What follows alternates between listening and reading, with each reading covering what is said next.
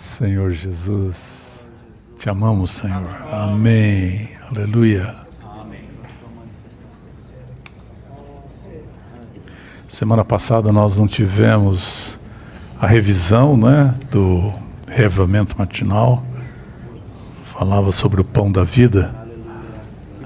Ah, que pão, hein? Que pão, pão da vida. E era basicamente capítulo 6. Ainda nós vamos continuar em João, só que agora nós vamos falar do capítulo 7 de João. Eu espero que os irmãos possam acompanhar e desfrutar, porque o tema geral é experimentar, desfrutar e expressar a Cristo. Então, tudo está debaixo desse tema principal, né, de experimentar, desfrutar e expressar Cristo. E chegamos a um título maravilhoso do capítulo 7. Cristo como a festa dos tabernáculos e como o Espírito que flui dos crentes como rios de águas vivas. Nós já estamos, creio que a grande maioria dos irmãos já ambientados, né, com esses versículos do capítulo 7, é aquele famoso versículos que o Senhor, no grande dia, último grande da festa, né, o último dia, né, da festa, Ele clama, né, clama, quem tem sede, vem a mim e beba. Nós já conhecemos bastante esse versículo. Mas, como a gente sempre fala, nada está por acaso na palavra de Deus. E tudo tem muito significado. Então, nós temos que ver o contexto onde tudo isso acontece, quando acontece, como acontece e como está na palavra de Deus, como Deus revela isso. E temos que realmente tocar e desfrutar do que está na palavra de Deus.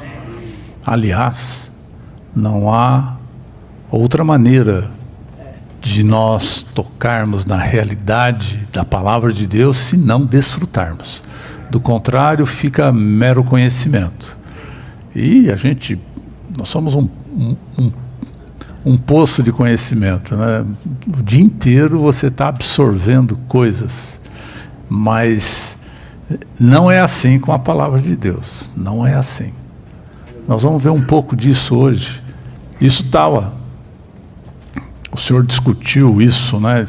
Discorreu sobre isso no capítulo 6, que nós não vimos na semana passada. Nós estávamos na conferência, mas se você acompanha o reavivamento matinal, e o Senhor andou escandalizando aqueles que estavam lá ao redor dele, e ele no fim fala: a carne para nada aproveita. As palavras que eu vos tenho dito é que são espírito e são vida. Então nós temos que arrumar todas as maneiras possíveis para desfrutar da palavra, né? Desfrutar. E às vezes parece que é simples, mas não é tão simples assim. É uma verdade e uma realidade. Não é verdade apenas na questão doutrinária, mas uma realidade que teve encoberta e ainda está encoberta da grandíssima maioria dos filhos de Deus hoje. Não desfrutam, não tocam no espírito e vida. As palavras que eu tenho dito são espírito e são vida. Toca apenas no conhecimento. Porque é muito bonito e assim por diante, mas não desfrutam, não entra nesse título principal de experimentar, desfrutar e expressar Cristo. Se nós não desfrutamos, nós não conseguimos absorver e ganhar a realidade contida na palavra de Deus. Isso tem que ficar bastante claro para nós. Se os irmãos quiserem acompanhar, então eu vou seguir Vou tentar seguir o que está na sinopse da mensagem 8. O algarismo romano número 1, basicamente tem 2 algarismos apenas, irmãos, 1 e o 2. Vocês vão ver que depois o um fala com o outro. 1. Podemos desfrutar Cristo como a festa dos tabernáculos. O que era essa festa dos tabernáculos, irmãos? Nós sabíamos que, quando você vai para o Antigo Testamento, há ali 7 festas principais do povo judeu. Começa pela Páscoa e termina pela festa dos tabernáculos. E o que era a festa dos tabernáculos? A festa dos tabernáculos era a última festa onde eles se juntavam em Jerusalém para desfrutar aquilo que eles tinham conseguido das suas colheitas e desfrutar adorando a Deus e junto com os irmãos. Era uma sombra preciosa do entremesclar, né? Nós tivemos alguma realidade aqui nesse final de semana que passou, né? E na restauração do Senhor, não foi premeditado, né? E nós também temos 7 festas. De qualquer maneira, durante o ano nós desfrutamos, né, de 7 festas, mas é 7 soberanamente, não foi nada arranjado para que fosse 7, como os judeus ali faziam nas suas comemorações. Nós temos as 7 festas, né? Eu não sei se eu conseguiria repetir todas as 7 festas, mas é simples, uma no meio do ano, uma no final do ano. É verão e inverno. Depois nós temos Thanksgiving, né, ações de graça, e Memorial Day. Temos a língua chinesa e temos 2 Itero. Matei? Acabou? Então é isso. Essas são as 7 conferências que nós temos, e aleluia por essas 7 conferências. O Senhor tem nos preservado, né, na restauração do Senhor. Amém. Essa é uma das heranças que nós recebemos. Os irmãos, eu creio que aqui muito poucos irmãos foram a essas grandes festas pessoalmente, mas nós temos a oportunidade de acompanhar através da internet, né? Então os irmãos devem estar vendo que sempre tem no nossos avisos: irmãos, vamos ter conferência, faça a tua inscrição. Algumas nem precisam de inscrição, é simplesmente naquele dia você acessar e você pode desfrutar, né? Mas isso não é ainda o ideal, né? Quem dera de alguma maneira nós pudéssemos participar de alguma dessas grandes festas. Se nós não podemos de todas as maneiras ir para o exterior, onde geralmente ocorrem essas festas, mas nós tivemos uma aqui em miniatura. Nós temos sempre em São Roque, que não é tão longe assim comparativamente com os irmãos que vêm lá do extremo norte ou do extremo sul, né? Olha lá se não vem irmãos do exterior para as conferências de São Roque. E a finalidade dessas conferências de São Roque é o nosso entremesclar, né? É entremesclar. Os irmãos que estiveram aqui no final de semana puderam testemunhar. Não é só uma questão da palavra que é liberada, mas você encontra velhos rostos, novos rostos, né? Você pode desfrutar da comunhão dos irmãos. Isso não é pouca coisa, né? Isso não é pouca coisa. Isso nos anima, né? Isso nos anima. Nós vamos ver o significado de tabernáculo quando eles reuniam, porque foi estabelecido por Deus com um intuito, um dos intuitos, de relembrá-los de que um dia eles também habitaram em tendas, né? Eu vou ler, irmãos, porque senão eu não vou prosseguir.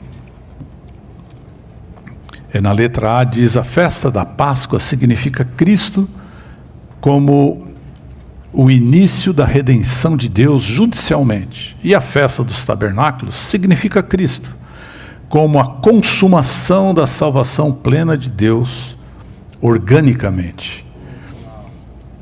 Na letra B diz: Deus ordenou a festa dos tabernáculos para que os filhos de Israel se lembrassem como seus antepassados viveram em tendas, entre parênteses, tabernáculos, em sua jornada no deserto. A palavra tabernáculos, plural, no título da festa dos tabernáculos, implica o conceito de recordar. Recordar. Senhor Jesus.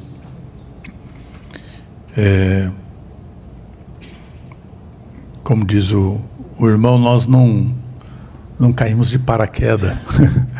Né? Esse ajuntamento, ao levar-nos a recordar, significa que o próprio Senhor tem uma história conosco. Né? Não aconteceu, não apareceu aqui um povo, ou aqui ou ali, mas há uma história de Deus conosco. Né? Há uma história de Deus conosco. Eles habitavam em tenda. Nós temos realmente uma história. Nós não caímos do céu. A restauração do Senhor, aonde hoje nós estamos e desfrutamos, começou em 1922 com o irmão Watmani, e estamos até hoje. Quanto dá isso? 103 anos. Nós temos uma história, irmãos. A nossa festa de tabernáculo, isso tem que estar pesando dentro de nós. Nós temos que prezar pela nossa história. Do contrário, nos perdemos. Nos perdemos, não damos valor, o devido valor à nossa herança, aquilo que nós temos recebido. Essas palavras que têm chegado até nós, é a nossa herança, irmãos. É isso que nós temos que preservar e passar para as gerações que virão após nós. Né? Os jovens têm que saber, porque pessoalmente, eu acho que aqui nesse local, talvez 2 irmãos conheceram o irmão Lee. O Watmani ninguém conheceu. O Watmani foi preso em 1952 numa prisão chinesa e morreu em 1972. Né? O irmão Lee faleceu em 1997. Já tem 28 anos? 27. Estou meio perdido. 28 anos. Perto de 28. Então, provavelmente alguns jovens nem pegou ele com vida. E, no entanto, são nomes que a gente repete. Não que nós estamos querendo enaltecer nome nenhum. Não, irmãos. Essa é a nossa herança. Né? Essa é a nossa herança. Nós sabemos de quem temos recebido. E é por isso que nós repetimos e até mesmo lemos. Aleluia, porque lemos. Né? Por que nós lemos? Porque simplesmente não conseguimos repetir, né, o que esses irmãos falaram. Né? As frases, a construção, a luz que ele apresenta da revelação divina, às vezes é necessário lermos. Né? Mas, amém. Então isso daqui, essa recordação, era até mesmo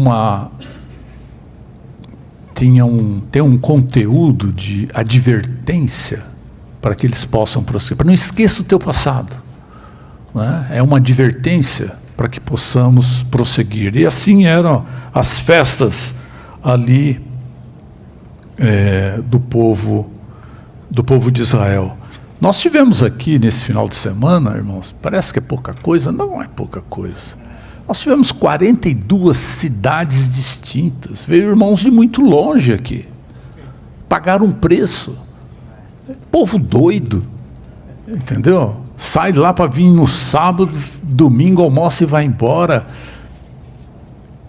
Os irmãos teve alguns irmãos que foram, o ano passado, né, que teve a língua chinesa do ano passado, foi em Taiwan, eram 70 e qualquer coisa, 77 países reunidos, né, por 2 dias. Viajam para o outro lado do mundo, pagam um preço extraordinário, muitos separam dias de férias. Isso é dar valor.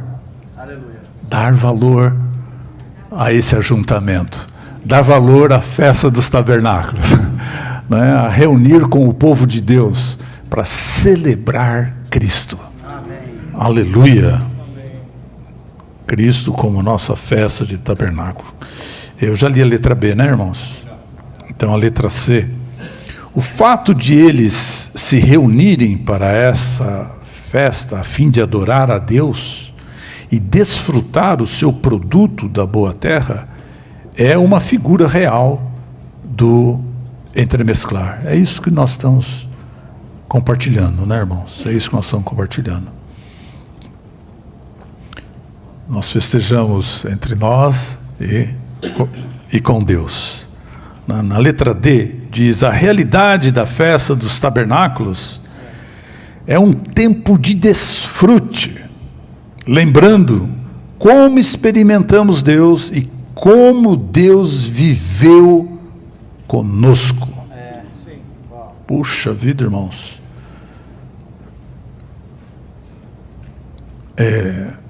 Quando eles festejavam isso, devia ter um sentimento bastante apropriado dentro deles.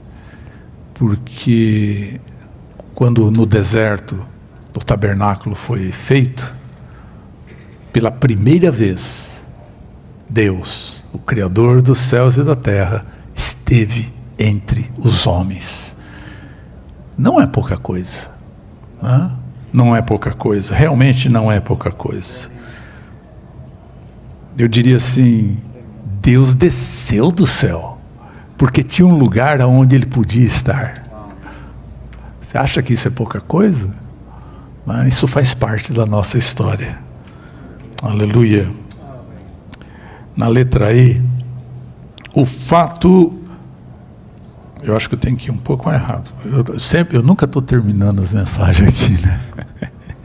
O fato de desfrutarmos de Cristo hoje, como a festa dos tabernáculos, em nossa reunião coletiva, para nos entremesclar e desfrutar as riquezas de Cristo, como produto da boa terra, lembra-nos de que ainda estamos no deserto. E precisamos estar no descanso, e precisamos entrar no descanso da Nova Jerusalém, que é o tabernáculo eterno. Esse é um outro aspecto da festa dos tabernáculos. É para dizer para nós, e aí mais voltado para nós mesmos, que ainda vivemos em tendas, mais ainda, vivemos num deserto, né? Vivemos num deserto, somos até mesmo peregrinos.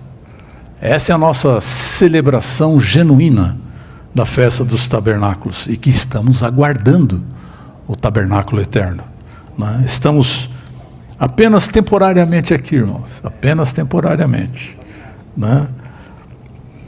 Nesse deserto. O que é deserto, irmãos? Deserto é um lugar árido, né? Seco, vazio. Eu não sei que tipo de esperança alguém pode ter num lugar assim, né? E às vezes nós colocamos todo o nosso coração nesse tipo de ambiente, né? Esse mundo em que nós vivemos, para nós, filhos de Deus, que um dia fomos resgatados, aonde estamos hoje, é um deserto, não passa de deserto.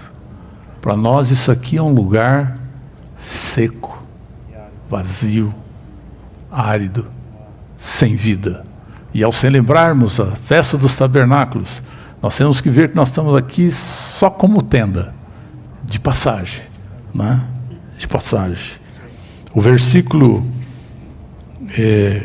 da consumação que aqui está registrado é Apocalipse 21, 2 e 13, eu vou ler o 3.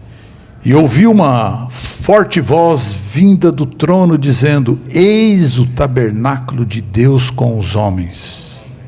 Ele habitará com eles, eles serão seus povos, e Deus mesmo estará com eles, e será o seu Deus. Aleluia! Não só nós almejamos, mas Deus almeja. E é interessante que por toda a eternidade será chamado de tabernáculo. É a cidade santa, sim, mas no coração de Deus, quão importante é esse tabernáculo, né? Nós vamos ver aqui na sequência, com Abraão, ele foi o pioneiro em armar a sua tenda, ou entre aspas, armar o seu tabernáculo, né? Em armar o seu tabernáculo.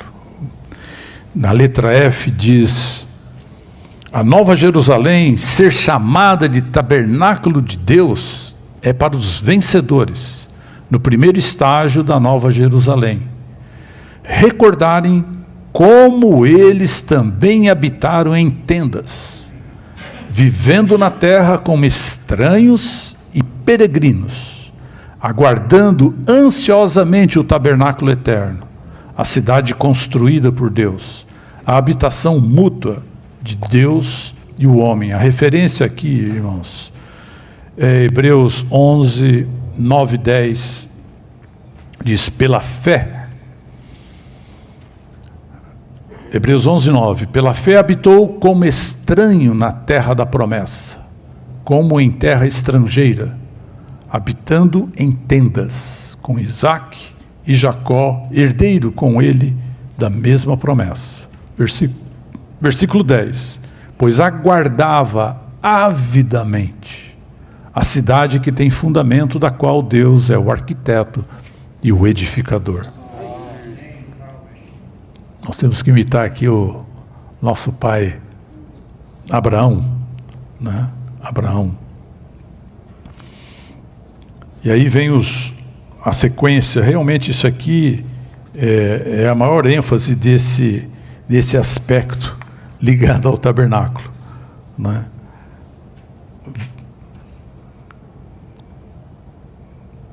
Fala um pouco da experiência de Abraão, e que nós possamos nos identificar com a experiência de Abraão também.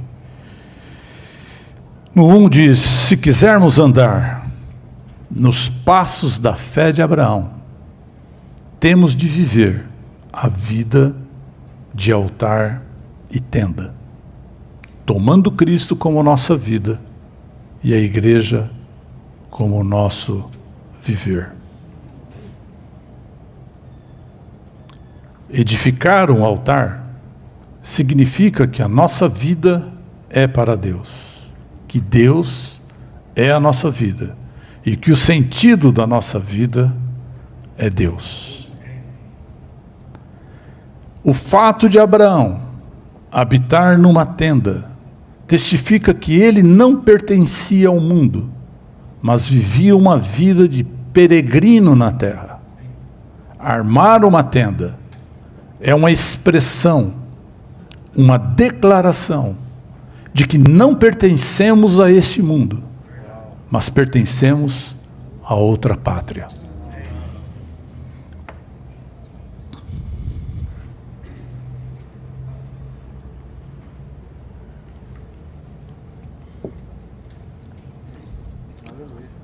Se você não leu, ou se faz tempo que leu, eu pediria que você lesse esse pequeno folhetinho chamado A Vida de Altar e Tenda, do irmão Watchman Nee. Leia, porque por mais que eu me esforce aqui em compartilhar algo referente a isso, talvez eu não atinja a luz que nós precisamos. Aqui se refere à experiência. Eu vou ler os versículos aqui de Gênesis. Meio esquisito esse som aqui. Eu vou ler eu vou ler os versículos de Gênesis 12. É interessante que tem toda uma história de Abraão. Como já falamos antes, nada na palavra de Deus é desperdiçado. Mas a partir dessa passagem do capítulo 12, pela primeira vez aparece a palavra tenda. Interessante. Quer dizer que antes disso Abraão não morava em tendas? Não, ele morava em tendas, mas só que a palavra não fala. Fala que ele armou a sua tenda a partir do momento em que ele edificou um altar. E quando foi que ele edificou um altar? Ele edificou um altar após a aparição de Deus. E o que significa um altar? O altar está ligado diretamente à nossa consagração a Deus. Esse é o significado de altar. Mas não é a tua consagração, a nossa consagração, não é fruto de nossa determinação pessoal.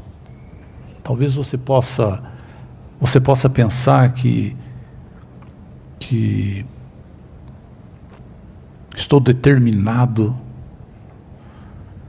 a servir a Deus, ou você pode estabelecer outros objetivos. Eu quero me consagrar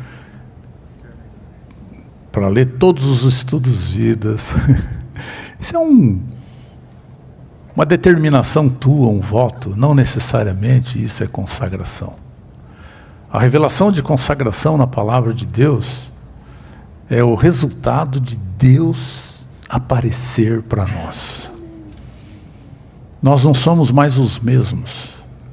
Essa foi a nossa experiência inicial e essa é a nossa experiência ainda hoje. O que temos que buscar é a presença de Deus, a aparição de Deus. Quando Deus aparece para você, você não é mais o mesmo. É muito simples assim. O que muda, o que te altera, o que te faz mudar de rumo, é Deus se manifestar para nós. Não necessariamente a tua simples determinação. Que possamos ter um coração e realmente orar. Senhor, eu preciso da tua aparição. Aleluia. Se mostre para mim. Se mostra, Senhor. Isso vai nos levar a edificar um altar. E é interessante que o que decorre do altar é a tenda. O que é a tenda? O altar é a nossa questão diretamente ligada a Deus. E a tenda decorre do altar. A tenda se refere ao nosso cotidiano, à nossa vida. Os aspectos materiais da vida. Aquilo que Deus permite que tenhamos. Dá para imaginar? Mas é preciso antes o altar. A tenda origina do altar. Porque se você não tem uma experiência de consagração ao Senhor, me perdoe, provavelmente o que você tem não é uma tenda. É algo muito enraizado. Entende o que eu estou falando? Talvez em vez de tenda, o que você tem é um castelo. Não estou falando simplesmente da nossa casa, irmãos. Eu estou falando da nossa vida. Se nós não temos uma experiência de altar, a nossa vida é alguma coisa menos tenda. É alguma coisa que é regida pelo nosso cotidiano, pelo nosso trabalho, pela nossa profissão. Os irmãos podem me entender? Mas se temos uma experiência de altar, certamente teremos uma tenda. A tenda decorre daí. Porque o que temos, nós sabemos, o Senhor me deu. Não foi força do meu braço. E se é o Senhor que me deu, temo e tremo. É diferente. E o Senhor permite. Para cada um de nós, as experiências são distintas. São distintas. Eu não sei o que o Senhor permite que tenha na tua tenda. Mas o que ocorre é que, com o passar do tempo, mesmo que tenhamos tido uma experiência de altar e tenda com o Senhor, com o passar do tempo, nós vamos ver na sequência aqui, de uma outra experiência de altar. Porque talvez com o passar do tempo a tenda cresceu e nós admitimos muita coisa dentro da nossa tenda que nos impede de prosseguirmos com o Senhor. Ela se tornou um peso, se tornou um estorvo. Eu agreguei coisas demais na minha tenda que estão mais ligadas aos meus prazeres e à minha vida da alma do que servir a Deus e estar nessa terra como alguém de passagem. Já não é mais algo leve, mas se tornou pesado. Eu vou continuar lendo. Aleluia.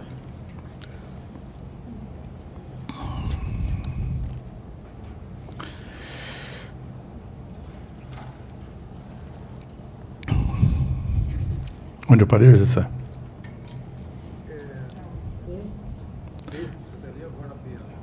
Eu acho que eu li o 1 e o B, né? Eu só queria ler os versículos para que os irmãos ganhassem.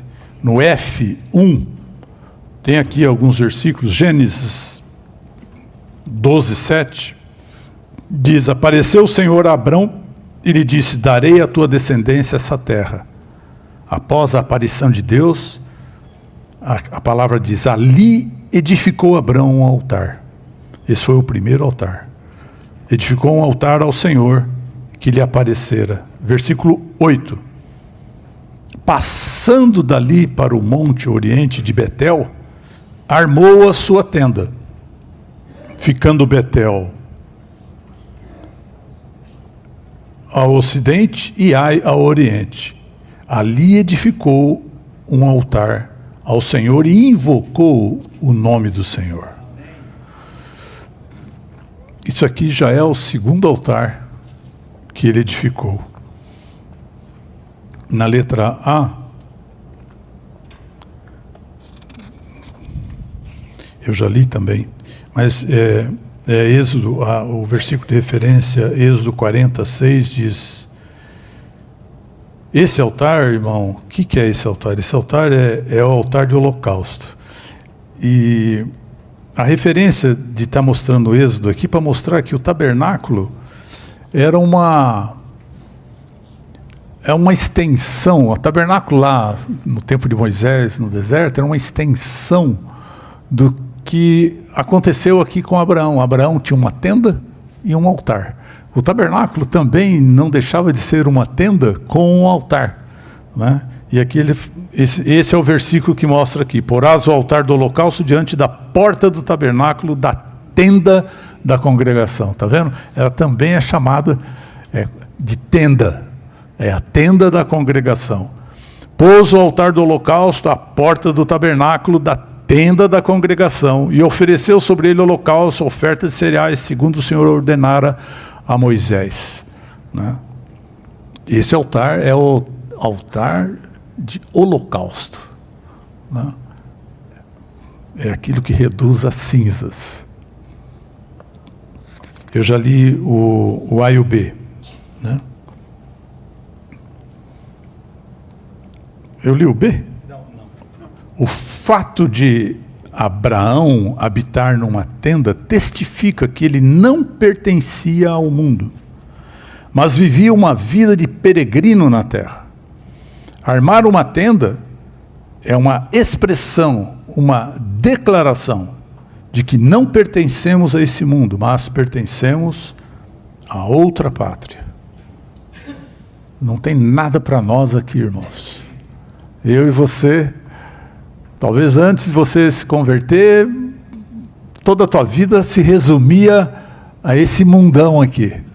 Mas agora é diferente, irmão. Não tem nada para nós aqui nessa terra, né? Deixa isso para os outros. O mundo não é digno de nós. Pense bem nisso, né? Pense bem. Esse mundão, talvez você pense em busca de sucesso, isso e aquilo, isso só vai trazer problema. Deixa isso para os outros. Monte um altar e uma tenda. Viva para o Senhor. 2. Como verdadeiros descendentes de Abraão, devemos ser peregrinos na terra, movendo-nos e armando a nossa tenda como ele fez. Eu já li esses versículos, né, de Hebreus. 3. Após Abraão edificar o seu primeiro altar, em Gênesis 2:7, ele edificou um segundo altar, entre Betel e Ai, que contrastam entre si. Está no versículo 8. Então é Gênesis 12:7 e 12:8. O segundo altar, letra A. Betel significa a casa de Deus. E Ai significa um monte de ruínas. Aos olhos dos chamados, somente Betel, a vida da igreja, vale a pena. Todo o resto é um monte de ruínas. Essa é a nossa opção. Nós temos que fazer a opção por Betel ou por Ai. Até o próprio nome diz, né? Ai. Por favor, né? Não escolha Ai, né? Senhor Jesus. Nós, irmãos, nós pertencemos a Betel, a casa de Deus. Todas as coisas na sociedade não passam de um monte de ruínas. Será que precisa explicar? Puxa vida, é que às vezes nós somos tão entorpecidos que podemos até, às vezes, se encantar com alguma coisa, mas não passa de um monte de ruínas. 4. Abraão teve seus fracassos e houve o abandono do altar e da tenda. Contudo, com ele houve uma restauração. E a restauração é uma questão de voltar ao altar e à tenda, invocando o nome do Senhor. Não tema por fracassos. Todos nós, em algum momento, pisamos na bola. Não tem problema. Sempre é tempo de voltar. Volte para o altar e a tenda, invocando o nome do Senhor. Se você ler a história de Abraão, terrível. Depois dos dois altares que ele tinha e aquela edificação do segundo entre Ai e Betel, algo tão maravilhoso, ele foi para o Egito. E não vou nem contar a história, é muito ruim. A história é muito ruim. Mas leia. Mas depois ele volta e a palavra diz que ele retorna para o lugar de antes. Ele havia edificado um altar e uma tenda. Aleluia, irmãos. Sempre temos a oportunidade de retornarmos. Senhor Jesus. E é interessante que aí a experiência espiritual dele prosperou, né? Ele foi novamente um terceiro altar. Sabe aonde? Lá em Manre, nos Carvalhais de Manre, em Hebron, significa comunhão. E as experiências que ele teve ali são maravilhosas. Ele armou a tenda dele. Sabe quem ele recebeu na tenda dele? Deus mesmo. Deus mesmo. O Deus, Senhor dos céus e da terra. Ele viu ele de longe, mandou preparar um novilho tenro, amassar 3 medidas de farinha e ficou em pé, vendo Deus mesmo, se desfrutar na tenda dele. Não é algo maravilhoso? Que a minha tenda possa receber Deus. Eu não sei se temos recebido Deus em nossa tenda, mas que possamos almejar isso. Realmente ter Deus como nossa companhia. Puxa, irmão, isso é tremendo. Eu vou ler rápido, porque já são 8h10 e eu tenho que entrar na outra parte. Eu parei aonde? 4. Abraão teve seus fracassos e houve abandono do altar e da tenda, contudo com ele houve uma restauração. E a restauração é uma questão de voltar ao altar e à tenda, invocando o nome do Senhor. Só vou ler esses versículos de Gênesis.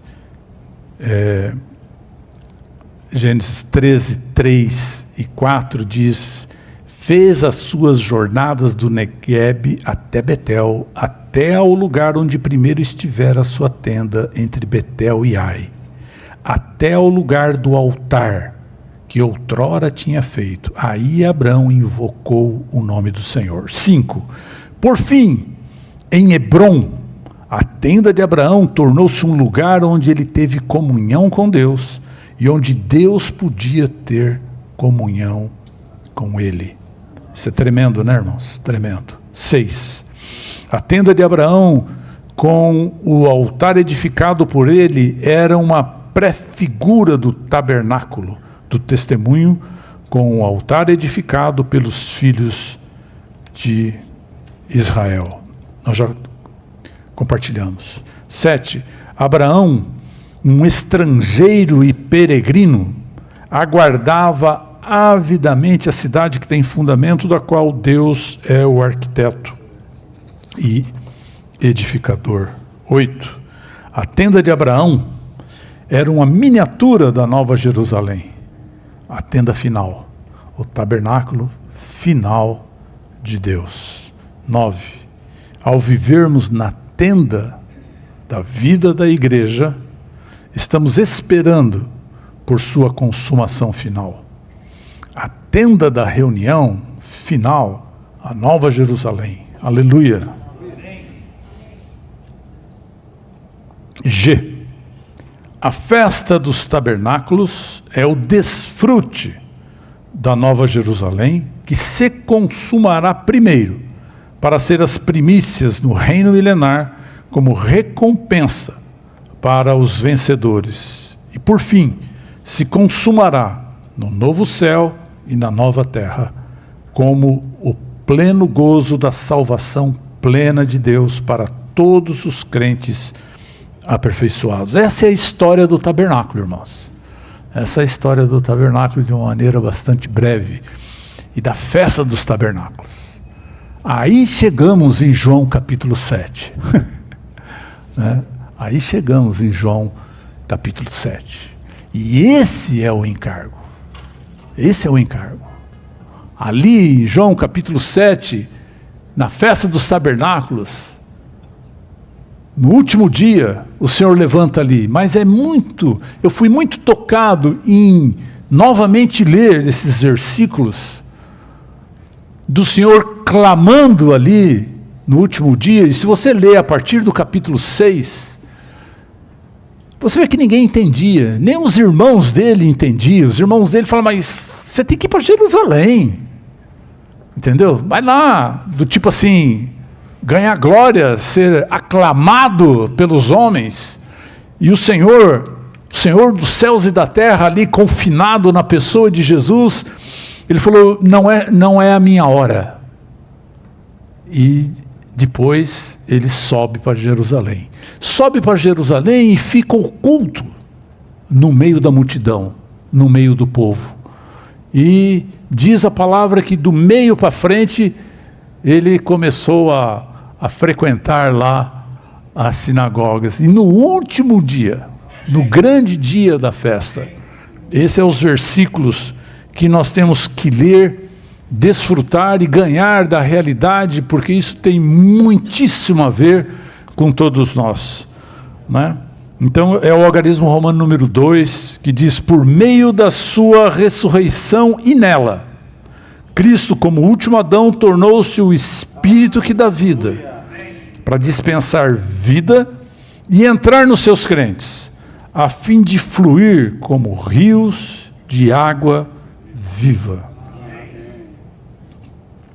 Então, com o pano de fundo da festa dos tabernáculos, o Senhor diz no João 7, 37, 38 e 39, diz: ora, no último dia, o grande dia da festa, Jesus levantou-se e clamou, dizendo: se alguém tem sede, venha a mim e beba. Quem crer em mim, como diz a Escritura, do seu interior fluirão rios de água viva. Olha o versículo 39.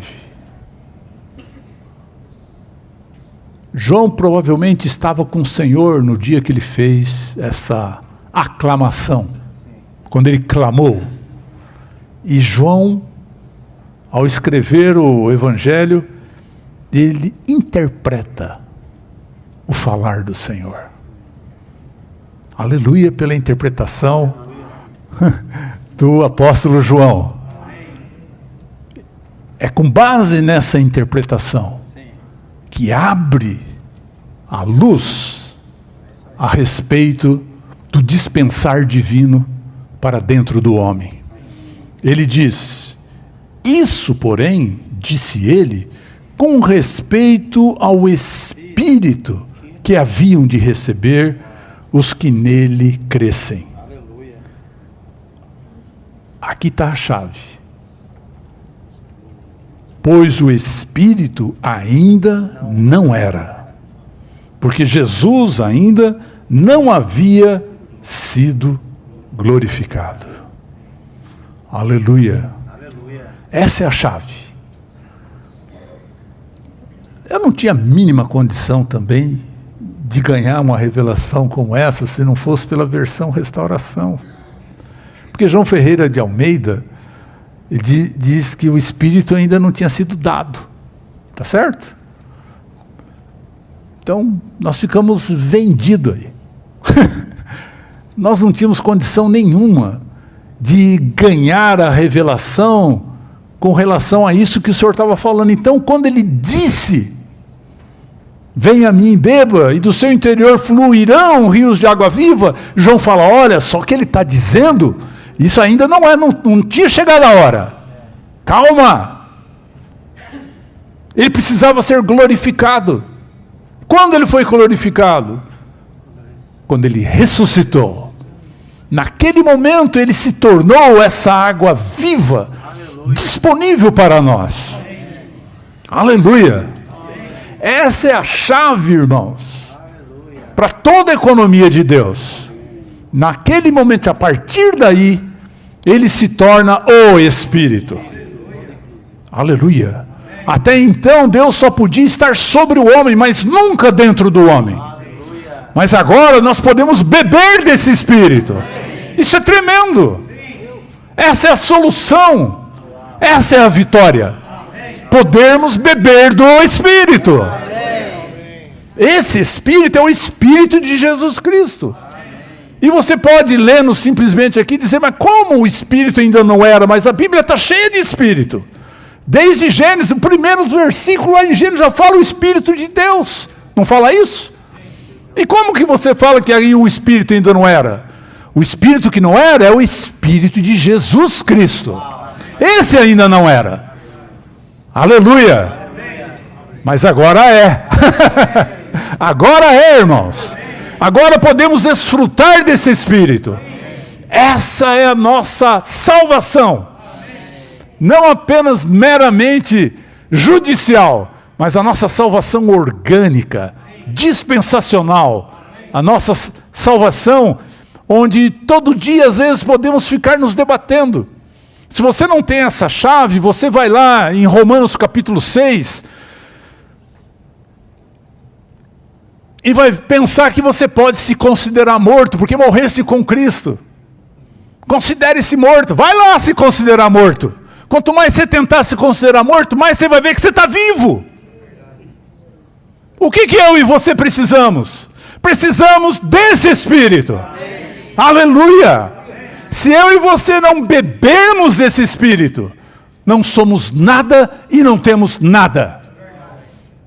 Aleluia! Então, essa água viva não só é para nos saciar, mas fluirá. Aleluia! Você quer fazer algo para Deus? Você precisa fluir.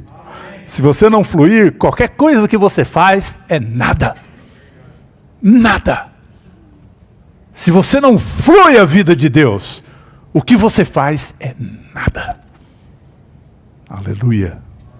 Senhor Jesus. E em 10 minutos agora eu termino, vou ler. Meus irmãos, gruda aí os olhos na tua sinopse e me acompanhe.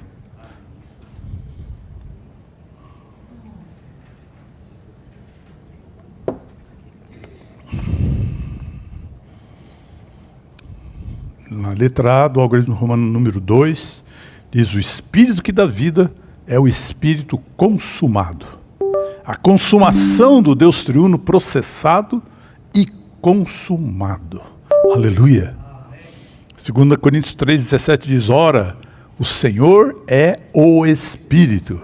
E onde está o Espírito do Senhor, aí há liberdade. Aleluia.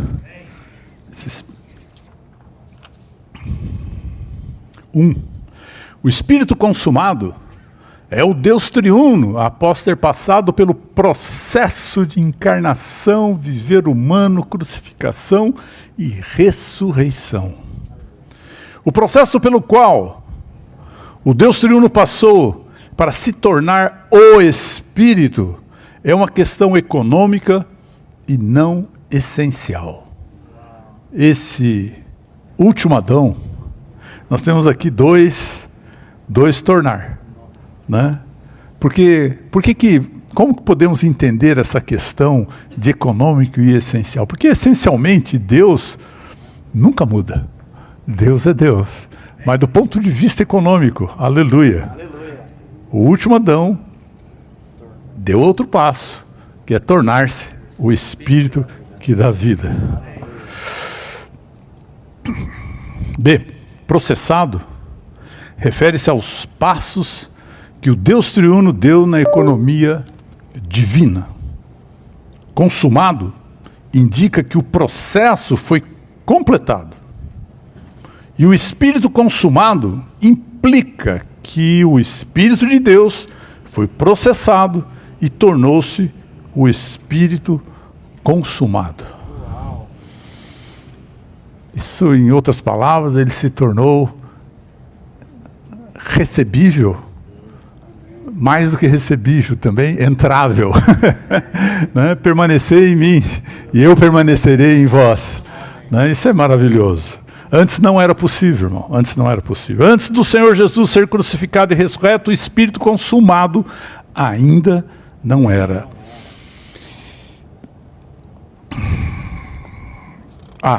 O Espírito de Deus existia desde o começo. Gênesis 1:2. Mas o Espírito, como o Espírito de Cristo, Romanos 8:9, o Espírito de Jesus Cristo, Filipenses 1:19, ainda não era na época de João 7:39, porque o Senhor Jesus ainda não havia sido glorificado. B. O Senhor Jesus foi glorificado quando foi ressuscitado. Por essa glorificação, o Espírito de Deus tornou-se o Espírito de Jesus Cristo encarnado, crucificado e ressurreto. Aleluia! Esse é o Espírito que desfrutamos hoje, irmãos. Essa é. Quem crê em mim, como diz as Escrituras, do seu interior fluirão rios de água viva. O último Adão, que era Cristo na carne, tornou-se o Espírito que dá vida em ressurreição. Desde então, o Espírito de Jesus Cristo tem os elementos divinos e humanos, incluindo a realidade da encarnação, crucificação e ressurreição de Cristo. O Espírito consumado foi soprado como sopro santo nos discípulos pelo Filho em ressurreição. Quando foi isso, irmão? Lá em João 20, 22. Ele diz, o Senhor apareceu, isso após a ressurreição. No dia da ressurreição, à noite, os discípulos estavam reunidos, fechados. Aleluia. O Senhor entrou na sala? Não. Ele apareceu. Ele apareceu. E havendo dito isso, soprou neles, dizendo, recebei o Espírito Santo. Então aqui o Espírito já era, né? Aleluia. Podia ser recebido e também poderia fluir dos discípulos. O Evangelho de João revela que Cristo tornou-se carne para ser o Cordeiro de Deus. E que em ressurreição ele tornou-se o Espírito que dá vida.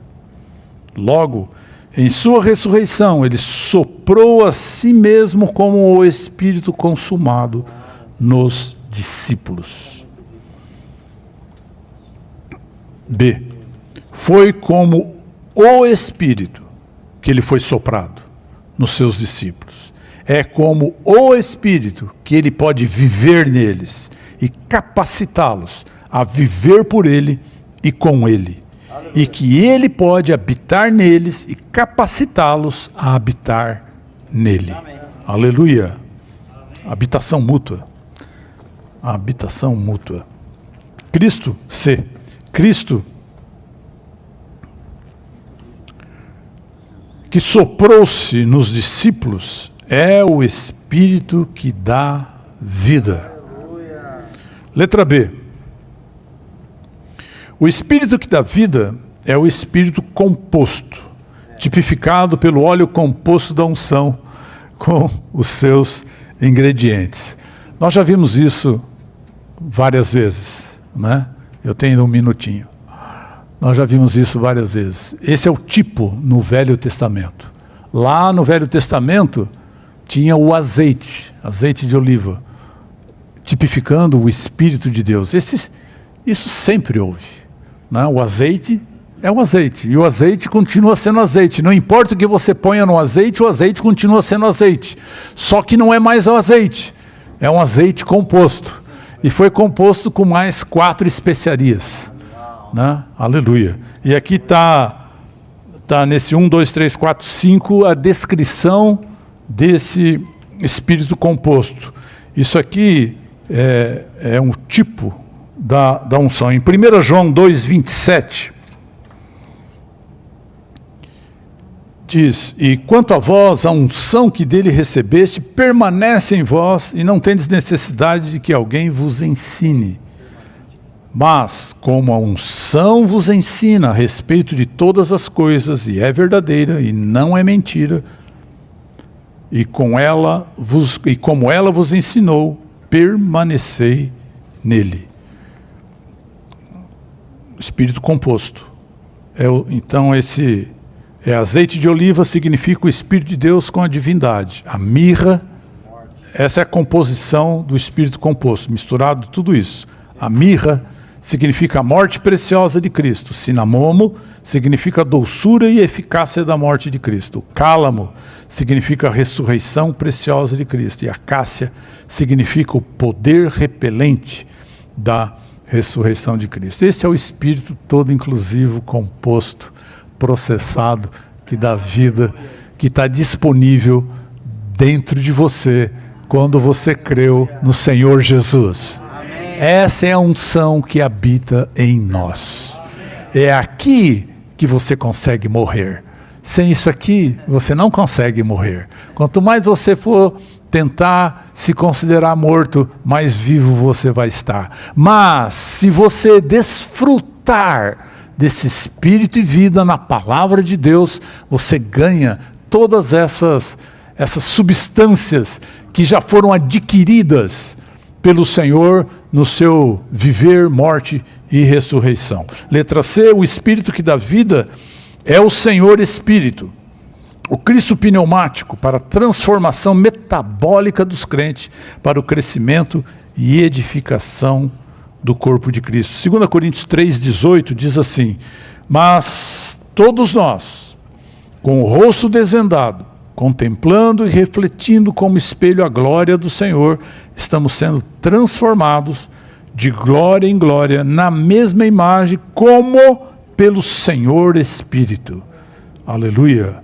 Esse Espírito é para a nossa transformação. E última. Poxa, que milagre, eu terminei na hora hoje. Última. A vida cristã normal depende de conhecermos e experimentarmos o Espírito. Sem Cristo ser o Espírito que dá vida, não podemos experimentar nada de Deus em sua economia. Aleluia? Amém. Aleluia. O resumo é muito simples. É o Senhor Espírito. Temos que desfrutá-lo. É aí que está a nossa salvação. É aí que está a nossa vitória.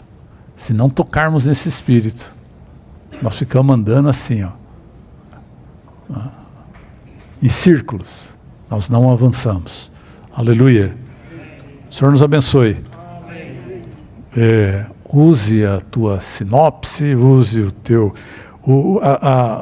os dias, as mensagens que consta dia a dia, tem muita riqueza, irmãos, muita riqueza. Eu acho que essas reuniões de sábado nós tínhamos que sentar em círculo e ler, ler a sinopse e ter comunhão, né? E cada um dos irmãos pudesse compartilhar segundo a sua experiência aquilo que o Senhor tocou, e nós estaríamos bastante enriquecidos. Vocês lembram que na conferência, esses irmãos que vinham aqui, como eles enriqueciam o compartilhar, né? Enriqueciam. A riqueza está na comunhão, na cooperação, onde cada um de nós pudermos compartilhar, né? Aí está a riqueza. Essas mensagens, elas estão todas disponíveis num preço astronômico, entendeu? Custa R$1. R$1. Mas você pega elas no original. Do contrário, vocês têm que ficar suportando os irmãos que vêm aqui, que não somos assim tão adequados. Não somos, realmente, irmão, não é falsa humildade, não é nada disso.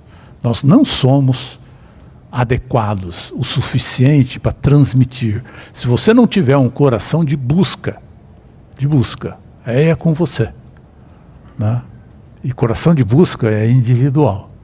Não tem nada que alguém possa fazer por você. Você é que tem que se dispor e buscar. Amém? O Senhor nos abençoe.